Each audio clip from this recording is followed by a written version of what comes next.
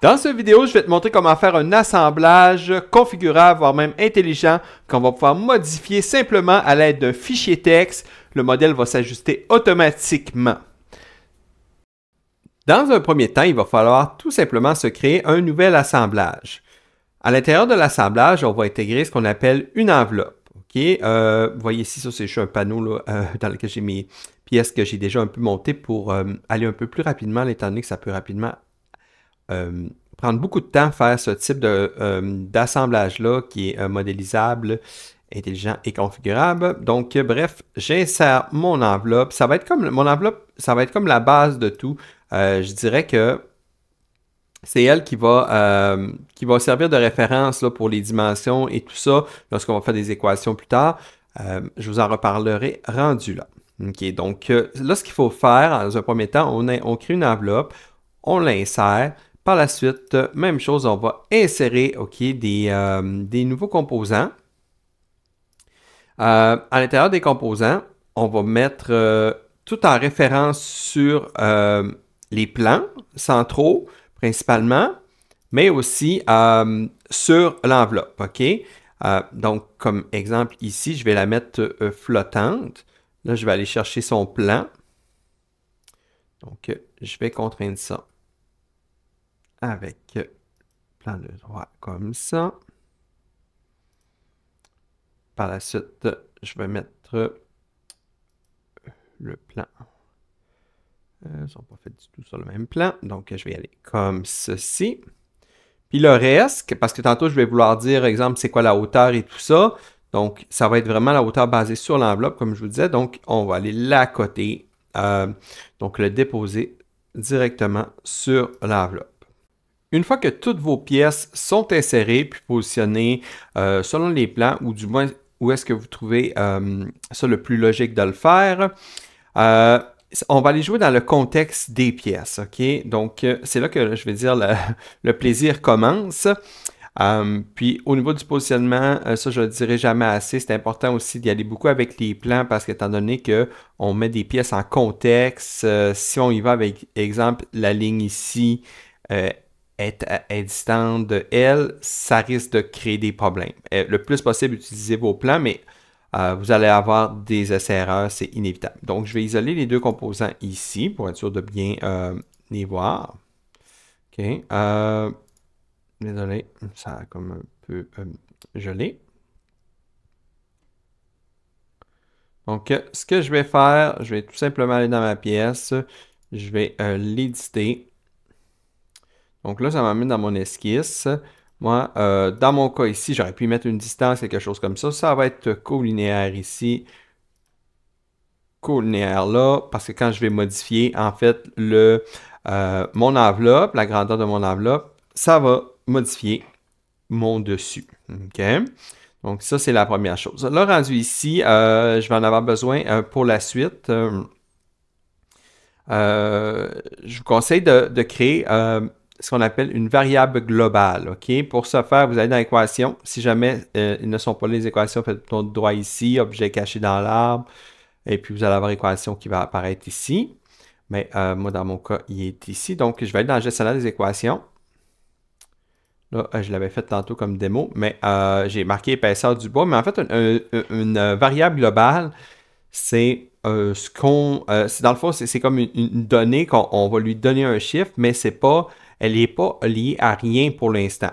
On va plutôt, après ça, lier les pièces des dimensions à cette variable globale. Fait que c'est cette variable globale-là qu'on va voir tantôt dans le fichier des équations, puis qui va être comme maître d'œuvre de dire quelle dimension. Donc là, épaisseur du bois, j'ai écrit 10, mais il est relié absolument à rien actuellement. Donc là, je pourrais écrire profondeur bureau. Puis là, je pourrais lui écrire 0,5 mètres. Donc là, je vais en entrer tantôt, là. Mais comme vous voyez, pour l'instant, c'est vraiment pas si compliqué que ça. C'est vraiment un chiffre quelconque qu'on rentre. C'est important d'écrire aussi les unités au besoin. Donc là, je vais dire 2 mètres. Pour garder ma constance, là, je vais l'appeler largeur bureau. Pardon. Mais là, comme je disais, présentement, c'est lié absolument à rien. Donc, je sors d'ici. Ce que je vais faire,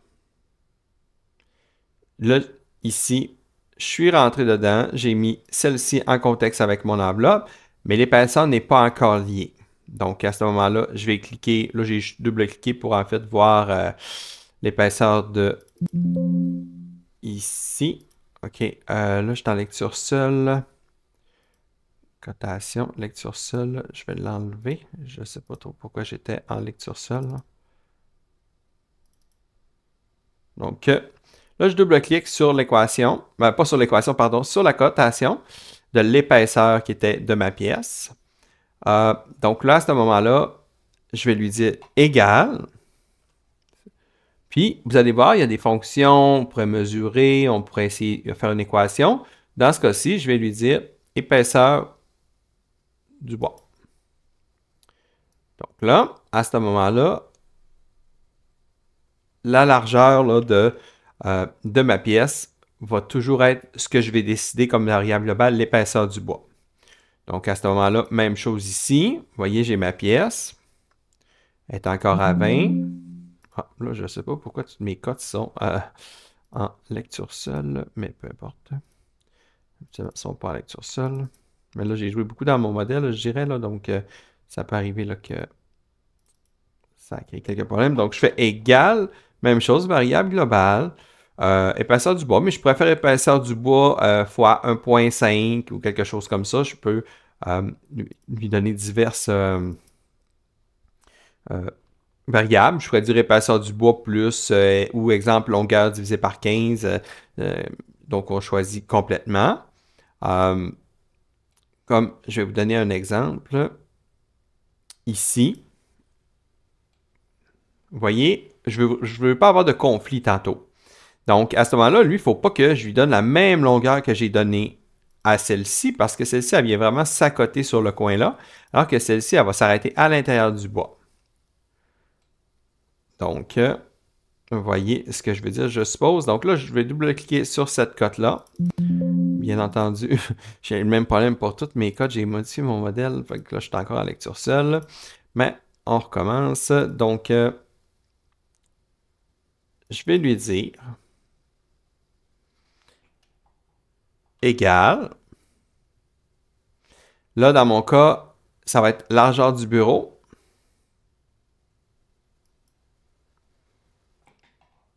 Moins l'épaisseur du bois que j'ai mis en épaisseur. Donc, épaisseur que je vais faire, je pourrais faire entre parenthèses puis x2, là, mais je vais le réécrire comme ça. Là. Fait que moins épaisseur du bois, moins épaisseur du bois. Donc, là, en fait, vous voyez qu'il y a comme plusieurs levels. C'est pour ça que je dis que ça peut venir assez complexe là, dans ces vidéos-là. C'est que tantôt, comme vous voyez, j'ai mis cette pièce-là contrainte avec l'embout de mon enveloppe. OK? J'ai mis l'épaisseur liée avec ma variable globale. Mais je viens de mettre L liée avec deux variables globales qui étaient la largeur du bureau moins l'épaisseur. Mais la largeur du bureau, je ne l'ai pas encore liée à celle-ci parce qu'elle, tout ce que je lui ai dit comme indication, c'est « Hey, tu vas être la même largeur que l'enveloppe. » Mais l'enveloppe, je ne lui ai pas encore donné son indication dans laquelle je lui dis « Hey, enveloppe, je veux que tu égales ma variable globale. » Bon, là, je suis désolé, ça va faire ça à toutes les cotations, comme je peux voir. Mais, donc, ce que je veux dire, c'est que comme ici, il donne 2000, mais lui, il est lié à rien. Donc, je vais dire égal largeur du bureau. Donc, pour l'instant, si, bien entendu, c'est pas encore complété, mais si, exemple, je m'en vais ici, puis je lui dis largeur du bureau, tu es à 2 mètres, mais finalement, je veux que tu sois à 1,5 mètres.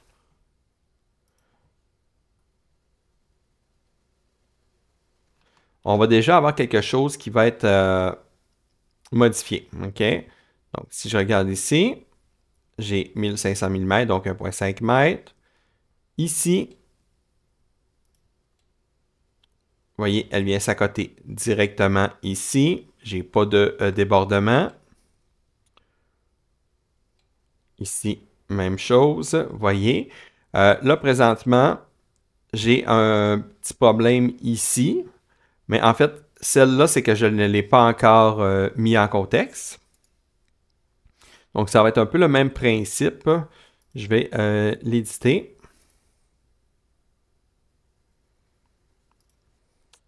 Là, celle-ci, ce que je vais faire, c'est que je vais la largeur, j'ai pas d'enjeu là-dessus. OK? Je vais la mettre collinéaire. Puis là, le bas, vous voyez, il est comme ça. OK? Mais là, étant donné que je suis centré, ça va être important. C'est pour ça que je dis que c'est important d'aller vers les plans. Mais il va y avoir des fois un petit jeu à faire. OK? C'est pas tout à fait clair, là. C'est parce que je vous dis, là, j'essaie de vous expliquer ça le plus rapidement possible, là, mais je pourrais passer 2 jours avec vous, puis j'aurai encore des trucs à dire. OK? Parce que là, je lui ai dit, t'es collinéaire ici, mais tantôt, elle, quand je l'ai mis en contrainte, je lui ai mis une distance. OK? Parce que je savais que si je la mettais en plein centre, en haut, j'allais arriver en conflit tantôt avec mon panneau. Là. Vous comprenez ce que je veux dire? Donc là, je savais que j'avais mis une distance quelconque, là, mais je savais que j'allais la modifier plus tard. Donc, pour bien faire, dans mon cas, ça va être égal, ça va être l'épaisseur du bois divisé en 2. Puis là, je vais faire un bouton de contrôle là-dessus pour mettre ça à jour. Donc, vous voyez, là maintenant, j'ai pas de conflit ici, j'ai pas de conflit là, j'ai pas de conflit là. OK? Donc, déjà là, on a une bonne partie de fait. Donc, juste pour vous remontrer, si je modifie ici, j'ai la largeur de mon bureau que là, pour le bien de la cause, fait que là, vous voyez que j'ai fait la largeur, la profondeur, mais je n'ai pas fait encore la hauteur. Donc, il va falloir que je fasse ça tantôt. Ça va être la hauteur du bureau que je vais lier à l'enveloppe. Puis le reste va suivre étant donné que j'ai mis une contrainte de la patte du bas avec l'enveloppe. Donc, je mets la hauteur du bureau, je vais dire 1,25 m. Puis, là, pour l'instant, exemple épaisseur, j'ai 10 mm. Je vais lui mettre à ce moment-là 50, tiens, juste pour changer, pour vraiment qu'on voit une différence. Moi, je vais mettre 50 mm, là, parce que là, je sac plusieurs unités pour être sûr que ça ne crée pas de conflit. Donc, vous voyez, automatiquement, là, ça s'est mis à jour. Puis, l'épaisseur des pièces est venue s'ajuster. Vous voyez, on a déjà un bon début là, de à quoi va ressembler mon assemblage final. Fait que je vais faire ça, puis je vous montre le renfort, puis après ça, on se revoit dans une autre partie. Donc là, ça, je vais mettre avec la hauteur du bureau.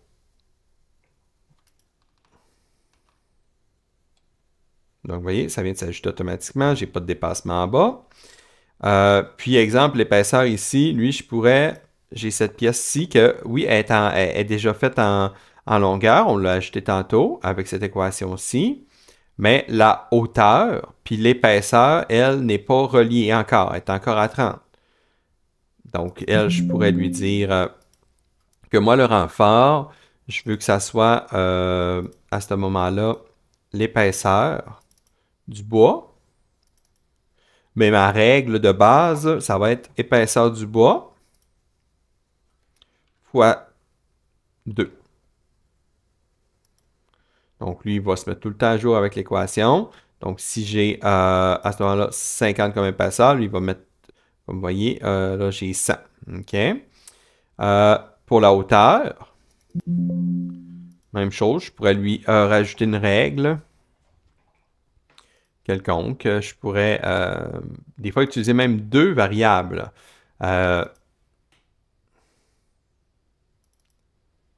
Donc, je pourrais lui dire que ça, c'est Exemple, la hauteur divisé par 10.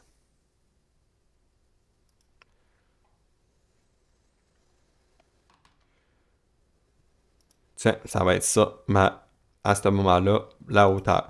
Donc, c'est à ce moment-là, c'est ça que c'est important d'établir des standards, des règles qu'on va trouver. Je ne sais pas qu'on ne pourra pas les modifier en cours de route une fois que le modèle est fait, parce que ça va être quand même difficile d'arriver à un modèle qui va être parfait. Mais c'est vraiment important de bien positionner les pièces, ok, d'aller les contraindre, de commencer à jouer avec vos variables globales. Mais c'est certain, je vous le répète une autre fois, vous allez faire des essais-erreurs là, parce que ça prend quand même beaucoup d'heures avant vraiment de s'acclimater à tout ça, mais ça vient vraiment amusant là, quand on réussit. Donc on se revoit bientôt pour la partie 2.